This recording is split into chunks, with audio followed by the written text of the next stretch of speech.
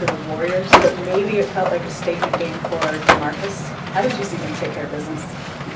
Well, the guys were ready to play, and we did a lot of great things. We were probably in a little bit of a rush early on, a lot of turnovers, and we were trying to get out in transition before we had the ball, so they had some offensive boards early. But I love the energy right away, and DeMarcus was fantastic. He's really playing at a high level for us. Kevin was brilliant before the ejection, and so it was just a really good night against a really good team. Hi, Coach. Carlos Ramirez, Telemundo 48. Actually, you guys had 24 turnovers and more out in single games this year, and just 3 free throws made, the least amount in a year, but won the rebound battle. Was that the key focus before the game, pre-game, to compare for this game, after they had 7 offensive rebounds and just 4 the rest of the game? After that time, I mean, the 2 keys that we talked about were take care of the ball and don't give them offensive rebounds. And we obviously didn't do a very good job of the first one. That's where we've got to get better. We can't have those turnovers. Some of them were just mindless. We've got to be able to play with a sense of purpose, that the ball is gold. The ball is everything. And but I think what happened was we were playing with so much energy, we just got a little too excited, a little ahead of ourselves at times. So the turnovers were that was the one downside to the game. But after that first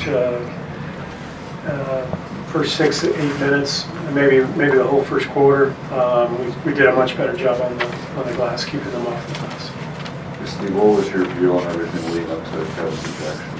I thought he deserved the first technical. I didn't think he deserved the second one. I was very surprised. I watched the whole thing, so I didn't think he deserved to be ejected. But I think Zach Zarba is one of the best officials in the game, and so I've got no complaints with Zach. He knows what he's doing. He's a fantastic official.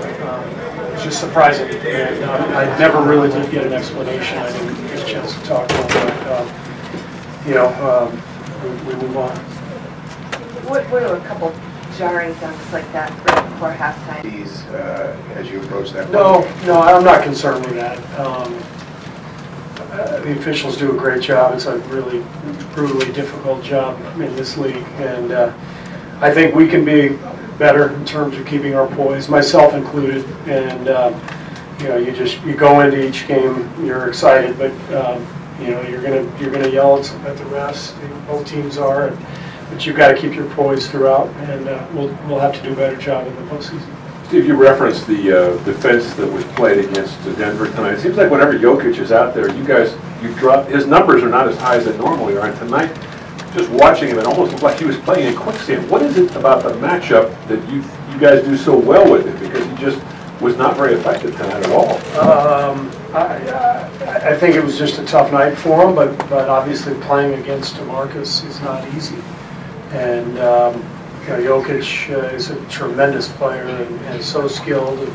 You have to attack him. You can't let him control the game.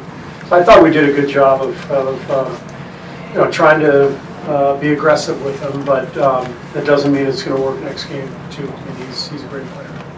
Steve, a follow-up to that. Last game, Kemba Walker 9 points, Jokic 10 today. Is that a defensive flip, a switch being flipped, like pre-playoffs? And talk about what it means for you guys in the locker room that Steph surpassed Chris Mullin on that points for the franchise.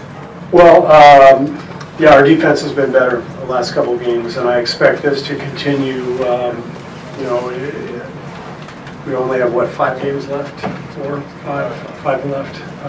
So I think this will continue. This is how we like to play in the playoffs, with the aggressive defense, and it gives us a lot of confidence when we can stop the other team and get into the open floor. As far as Steph, having played against Chris Mullin for a long time and remembering just how many points he scored, passing him is a pretty big deal. That's a lot of points, and just one of many records that Steph is going to set here with our franchise. But Eric Hausen was a little disappointed. He's Chris Mullen's biggest fan, so Eric is a little sad tonight, so if you can see him, give him a little pat on the back.